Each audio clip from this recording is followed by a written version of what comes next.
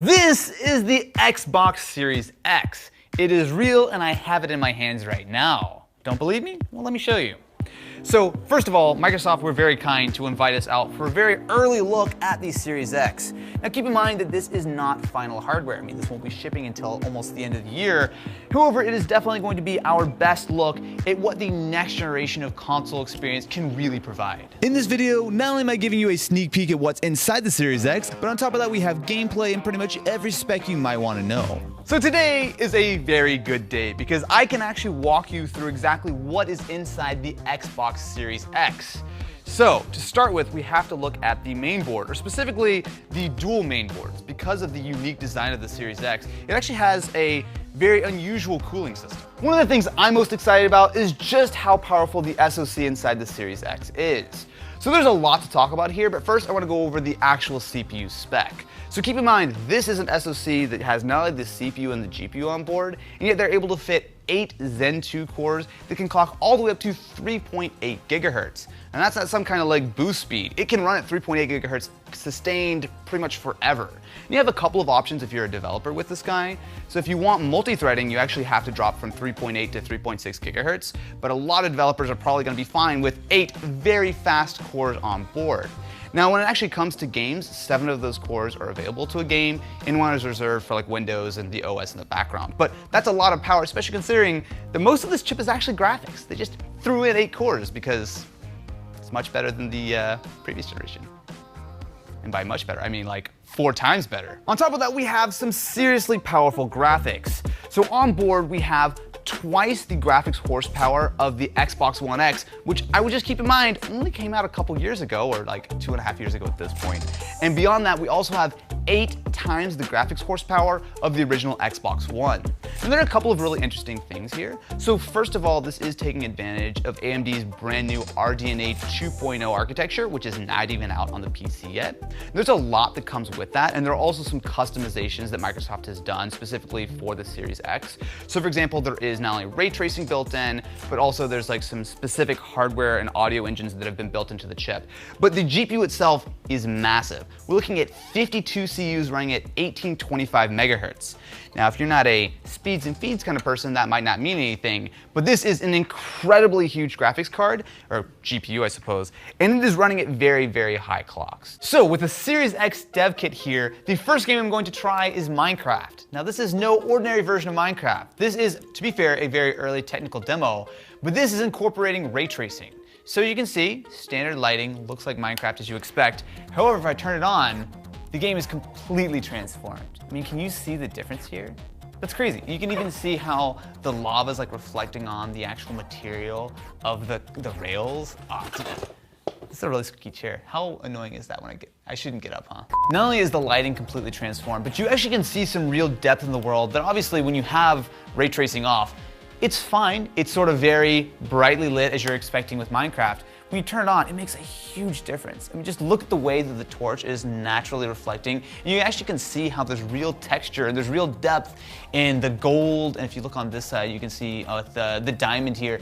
It's really cool at how much this sort of brings the Minecraft world alive. And as we walk into this room with a bunch of glowstone and glass panes in front, with standard Minecraft lighting, it looks fine, but it really doesn't do much. You can just sort of see a little bit of light come through. When I turn on ray tracing, it completely changes the scene. You can see how it's almost like a rainbow effect and the light naturally sort of cascades. This is just a tech demo, so it is an early look at what ray tracing will do on the Series X. But I mean, it makes a huge difference. I mean, just look at that. That's crazy. Next, I have some gameplay of Gears 5 running on the Xbox Series X. Now, this is a very early build. It only took them a few weeks to get this up and running, and therefore probably some other things are going to be tweaked and changed before it finally comes out. However, a couple of key things to keep in mind is that not only is this running at 4K 60 with all of the Ultra PC presets enabled, but they've even added some additional settings that were not even able to run on the PC or the Xbox One X. So, sit back, grab your popcorn, and enjoy some true Series X gameplay. Okay, now, open fire!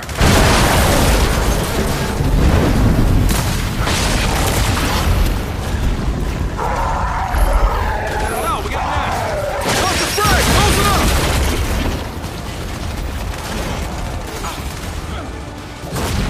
Got it!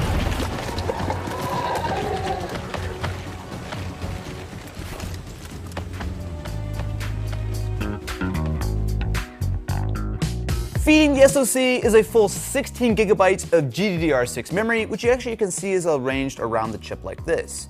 So it's actually a slightly unusual configuration. So Microsoft are taking advantage of a 320-bit memory bus, and that's because there's a mixture of 1 gig and 2 gig modules.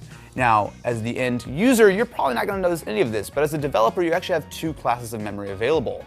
So there's 10 gigs of GPU optimized memory, which is essentially the fastest RAM for obviously the graphics. However, you also have a further 3.5 gigs, which can be played with. It's slightly slower, but if you have to offload like your audio or something to that, you can use that. Now it's kind of interesting to think because on top of that, you have a further 2.5 gigs of RAM, which is partitioned off for like the OS and apps and that kind of thing. Now, when you look at this, it might not actually seem super impressive, right? I mean, we've got 4 times the CPU power, we've got up to 8 times the GPU power compared to the Xbox One, but we only have about double the memory. In fact, even less if you compare to the Xbox One X. However, there's actually one other thing here which is sort of helping to improve the memory story. So if you flip the board over, we'll see another major improvement, which is the standard 1 terabyte SSD. Now, this is actually a big component of why the Series X is able to be a big leap forward in a lot of ways. So of course, the previous generation was bottlenecked by fairly slow hard drives. It made sense back on the time, but in 2020, we expect more speed, and every Series X game also expects to have a SSD. So this is a PCI 4.0 SSD. It has, of course, been custom designed by Microsoft, so it's actually fairly powerful. It can pull almost 4 watts by itself, which is part of the reason why it's sort of shielded and cooled in this sort of way. But there are actually a couple of very interesting things they're doing. So first of all, like I said, all games expect to have access to all of this performance at all times, right? So the CPU, the GPU, they're all going to sit at that very consistent clock speed, and the same goes for the SSD. So you're getting 2.4 gigabytes per second, pretty much period. They've done a lot of optimizations, of course, on the latency side, which is important because you actually can pull stuff straight off of the SSD straight to memory. So essentially we'll kind of expand that 16 gigabytes based on how developers use it. But I don't want to say downside, but one of the things you have to consider is that while, yes, you can plug in a USB hard drive and play games off of that on the Series X, you can't play Series X games, just simply because they expect that high level of speed. So if you have like your Xbox One games on a hard drive, you can plug in and it'll be just fine. But if you want more than 1 terabyte of space on your Series X, you're going to want one of these guys. So this is a little Seagate expansion module. So there actually were some rumors beforehand about this little mystery port here, which they've very cleverly not shown until this point. And essentially that means that you can expand with another SSD right into the back of the system. So I know it looks like a memory card, but this is actually a full 1 terabyte SSD, which essentially gives you the exact same performance of your standard SSD. And of course, you can imagine with that expansion port on the back, maybe larger capacities, maybe you could own a couple of these. We'll see how expensive they are, to be fair. So this next demo is of quick resume. So to give you a little bit of context here, we're not going to do any cuts here to show you just how fast this is. So I have a Series X controller. I'm playing on this actual Series X. So right now I have State of Decay up, or State of Decay 2 rather up. You can see it playing on the Series X works just as you would expect. However, say I want to, I don't know, play Forza. Well, if I switch over to it, you can see just how quick it's going to move. So essentially in the background, it's saving State of Decay in its own VM. So I can jump in and you look, I'm playing Forza now. It's that fast. Whoa, okay. Well, it might be that fast. I am not that fast. All right, hold on. I'm gonna actually get back on the track here. You can see Forza is running just fine. And if I want, I can jump over to say Hellblade. Again, you can see how fast it loads. In the background, it is saving my Forza game. And there we go, boom. I'm out into another game. Now the cool part about this is that this is all saved across, like even if you shut down the system or whatever, this is all going to work no matter what. And keep in mind that these games that I'm playing are not optimized at all for the Series X, right? These are just standard Xbox One games that you could play like right out of the gate. So if say I want to jump over to a 360 game, all of the stuff is being saved directly to that SSD. It is really cool. You can imagine what this might look like if say I'm playing on Series X titles that are actually optimized for this use. But I mean, that is so cool to be able to just have essentially no load times going between, you can see this is my 5th game, and again, no problems. Right in, boom. Go back to State of Decay. Oh yeah, you'll see, it's all still loaded up here. Like you can see, we're what, 3-4 seconds between these games, depending on which one we're at. Look, State of Decay doesn't even, like, it jumps right on the internet without even, like, missing a beat. But that is a good look at the actual hardware behind the Series X. But the rest of the supporting components I think are really interesting because there's a lot that goes in to putting together the Xbox Series X. Microsoft have actually set up a very cool little demo here where most of these parts are obviously slightly modified, they're magnetized, but essentially I can put together the Series X and show what it looks like from top to bottom. So to start out with, we have this center chassis. So this is a piece of aluminum which actually serves a bunch of functions. So not only does it help give some structure, but everything attaches to it. So let's see if I can do this right. I'm gonna start out with the rear I/O board. I know how to do this, I'll definitely get it right, it's fine. Which goes in like this. So you can see there are a ton of air channels here, but essentially it should just go with the I/O facing out. And look at that. Look how good I am at building things. All the guys who designed this are standing right over here. I'm definitely getting a little nervous. No judgment, it's fine. Okay, so the next step would be to take the other part of the main board and it should just attach like this. So you can see essentially we have the SoC and the memory facing this way. And then we have the other main board facing this way with like our SATA port and some of our various connectors with like the South bridge. You can see that the I/O all comes together like this. So this would stick out the back of the console. So with this level of power, there is a lot of, well, literal power flowing through the chip, and all of that has to go somewhere. And that somewhere is a ridiculous vapor chamber. So while the Xbox One X was the first Xbox to feature a vapor chamber, this is a whole other level. So not only do you have the aluminum fins on the back where airflow will pass through, but you can see this is a massive vapor chamber. So actually if I take off the SoC here, you can kind of get a little bit of an idea of what this looks like. So essentially the SoC will go on with this little section right here. So it will cool not only the chip, but also the VRM around it. And then you also have all of your GDDR6 memory, which can also make contact here. But there is certainly a lot of heat that has to be dissipated by this vapor chamber. So let's see if I can actually put it together. So next we have the SoC chassis, which goes on something like this. Oh, there we go. All right. Next, I need to put the vapor chamber on, which obviously will go something like this. There we go. Okay, that's starting to look a little bit more like an Xbox. Now we have the power supply. This is actually a very compact unit. I remember back when the Xbox One came out, the original, and it had that huge external supply. Well, now we've got a 300 watt supply, which not only fits inside, but is also cooled by the exact same fan, spoiler alert, that cools the rest of the system. So I believe this slots on something like this. Yeah. All right, that's looking like a shape of a thing. Next up, we have the little bottom shield. So I slide it on something like this. Yes! Next step is the optical drive. So this is a very similar Blu-ray drive to what you had on the previous generation. And I believe it goes on something like this. Hey, look at that. Now we're getting a little bit more of an Xbox One shape. Or sorry, did I say Xbox One? Xbox Series X. Next up, we have the fan. And you have to consider this is the only fan in the entire Xbox Series X. So it is a very custom unit. So it's a 130mm fan. And you can see that not only are the blades really uniquely shaped, but the entire top shroud is pretty much designed for the optimal airflow to kind of keep things moving. Because you have to keep in mind, with only one fan, the airflow has to be very carefully managed. So if you imagine this is the Series X, which it is very close to at this point, air is coming through a few different channels. So of course a lot of air is passing through the heatsink on the back of the vapor chamber and being exhausted out the top. But air also comes through the center chassis to cool the various components like the SSD. We also have to consider that the power supply needs air, which is exhausted underneath this black little plastic piece. There's a lot going on here, and it all really starts and ends with the fan, which if I can line it up like this, essentially how it sits. Obviously, as someone who builds PCs and stuff, you see a lot of fans in exactly the same, or you see, oh, we added RGB or whatever. But like, this is such a complicated shape, especially when you look at like the fan blades and the way that this shroud, and this is actually kind of interesting. So you're mentioning this earlier, so there's a little sort of like escape path. So say someone accidentally put something over the top, there's still the ability for air to be exhausted through here. That's right. It's not optimal, but someone accidentally puts a book on top of your Series X, it's not gonna immediately go and completely get all the air cut off. Yeah, there's a lot of cool stuff here. There is. The surfacing around on the fan shroud, like you said, it's super complex and super driven by the engineering requirements of getting that air up and then spread out as wide as possible as it exhausts. If you want a better visual of what this looks like, there happens to be a wonderful graphic right behind me. Look, it's a tornado of heat and exhaust. You didn't think that one through, did you? Didn't think that one through at all. Everyone in the room is very upset with me. It's not a tornado, it's a very carefully managed.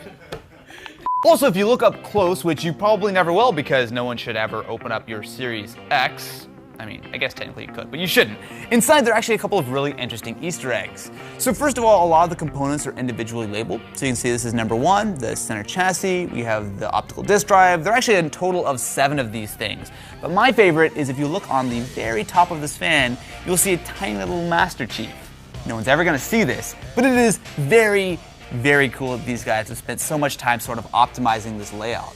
Now, I know a lot of people were kind of wondering when you saw the announcement of why the Xbox is shaped as it is.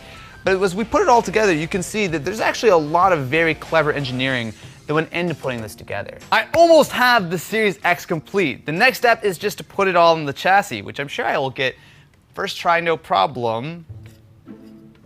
Okay, so I'm going to line it up, angle it just a little bit. Hey, wait, look, I got it. And there we have the Xbox Series X. Don't look at this side, look at this side. It's fine, look at that. Look how beautiful of a job I've done in developing this console with no help at all from anyone in this room. No one just told me how to do that or anything like that. Thanks guys, appreciate it. So you know I'm gonna have to ask the question that the entire internet asked the second that we saw this. Why is it this shape? Very good question. And it's a good reason. I mean, you put the box together, you can see how all of those big components kind of fit together in this really unique way. Yeah. And it's all driven by pulling air through the system with this, with this big axial fan on the top. Are you concerned at all about this not fitting like under people's TVs or anything like that? No, I mean, that's a good question. We were really conscious about being able to fit into people's homes, fit in to the TV consoles that they had now on their shelves. One of the cool things about this is as you were doing, you can put it down sideways, you can use it vertically. It's actually got a really small footprint, so you can put it on a much shallower shelf than you ever could before. So we think it gives people a lot of flexibility in where they can put it. So I know when I first saw this, and of course if you've seen the announcement video, you'll see that you've got the little scoop on the top with what looked like LEDs, but in fact it's sort of more of like an optical illusion here, right? We have, I mentioned the fan needs to pull a lot of air. We need really big holes, and we decided to embrace that as a design element. And we added this slight dish on a really deep set of holes here so that as you look at it, your view changes and you see more or less inside. And the green was really, kind of a nod to like our fans, a nod to Xbox. It's got like the soul of Xbox inside it, and it reveals itself like as you get closer. A new console is nothing without a new controller, and the Series X has some interesting differences. So you can see we have everything from the Duke all the way up to the Series X. And while at first glance this looks very, very similar to the Xbox One, there actually are some pretty significant differences. So one of the first ones is actually in the size. So while the grip and everything down here is pretty much the same, the top is been tapered a little bit more, so it's better for smaller hands. And in fact, there's actually a demo here. There's basically a giant controller to kind of give you a sense of what it would feel like. And it's still very comfortable even if you do have those smaller hands. Also, this looks hilarious. So a lot, of course, is very similar. So the sticks and a lot of the buttons feel the same. However, we do now have a much nicer D-pad. So it's nicely faceted, it has a nice sort of clicky action, and we also do have a share button built in. Now on the bottom, it is pretty much identical, so a lot of accessories, including your headsets and everything, should just slide in no problem on the bottom. And if we flip over to the top, we now have USB-C. Now if we open up the back, you will see that we have the exact same setup as the Xbox One. So it will ship with AA batteries, and you can of course still use your Play and Charge kit. Obviously, if you really value AA batteries, that's an option, although rechargeables are definitely the way that I like to go. But interestingly, this is a very different style of sort of controller that they've done in the past, mostly because this is actually backwards compatible with the Xbox One and vice versa.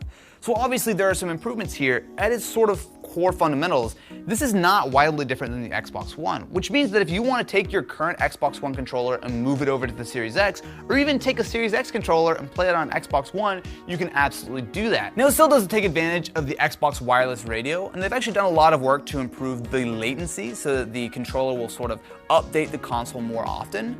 But interestingly, on top of that, it does, of course, you can connect it via USB, but it does have Bluetooth low energy. So if, say, you're using this with an iPhone or an Android or something, it will be a little bit more energy efficient and it'll be a little bit quicker. One very cool demo on the Series X is the ability to do HDR reconstruction. So you can see right here we have Halo 5, and keep in mind it's going to be very bright since it's now in HDR, but essentially what we've got here is a game which was never originally designed to have HDR implementation.